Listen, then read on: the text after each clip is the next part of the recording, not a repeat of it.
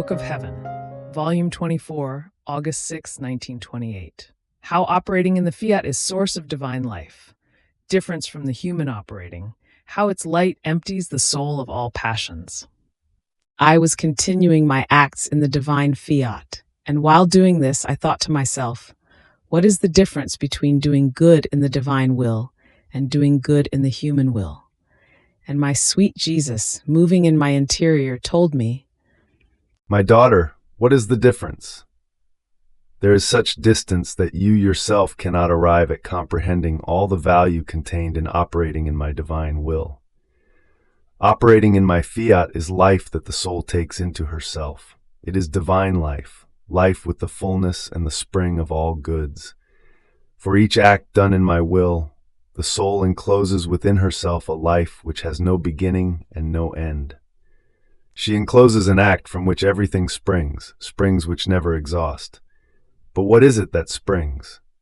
Continuous sanctity springs, happiness, beauty, love spring. All the divine qualities are in the act of springing and growing continuously. If a soul could possess one act alone done in my will, and all the good works of all creatures from all centuries could be put together, they could never equal this single act done in my will, because it is life that reigns in this act, while in the other works done outside of my will there is no life inside, but a work without life. Imagine yourself doing a work. You put your work into it, not your life. Therefore, one who could possess or see that work would possess or see your work, but not your life. Such is the human operating. It is works that creatures do, not life that they put in their works. Therefore, they are subject to becoming stained, consumed, and even lost. On the other hand, the love and the jealousy of my will for the operating of the soul done in the illness, it is so great that it places its very divine life in the middle of that work as its center. So the soul who does all of her acts in it possesses as many divine lives for as many acts as she performs in my supreme Fiat. She can be called the bilocator and the populator of the divine life within the endless sea of my eternal volition. Therefore, as much as other creatures may do or sacrifice themselves, they can never please me if I do not see the life of my will flow within them.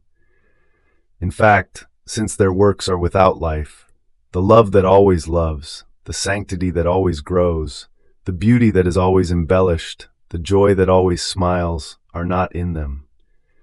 At most, they might be present in the act of their operating, but as the work ended, the exercising of their life ended in their work. And I, not finding the continuation of their life in their work, find no taste or pleasure, and I long for the soul who lives in my divine will, in order to find her works full of divine lives that always love. These are not mute works, but speaking. And since they possess a divine will, they know how to speak of their Creator so well that I take all pleasures in hearing them, and I remain with them with so much love that it is impossible for me to separate. More so, since it is my very life that binds me to them with indissoluble bonds. Oh, if you knew how great the good is of having called you to live in my will, the prodigies, the infinite riches that you can enclose, the love with which your Jesus is drawn to love you, you would be more attentive and grateful, and you would yearn for my Fiat to be known and to form its kingdom in the midst of creatures, because it alone will be the sower of divine life in creation. Then I continued my abandonment in the Fiat, and my mind was lost in seeing the endlessness of it, its light that invests everything, its power that does everything, its wisdom that orders and disposes everything. My poor and little mind wanted to take many things from that endless light and sea, but could take nothing but a few drops, and what is more, with terms that were not human but divine, which my little capacity is unable to reduce into words. But while I was immersed in that sea of light, my beloved Jesus, making himself seen within that light, told me, My daughter, my will is light, and the prerogative and virtue of its light is to empty of every passion the soul who lets herself be dominated by it.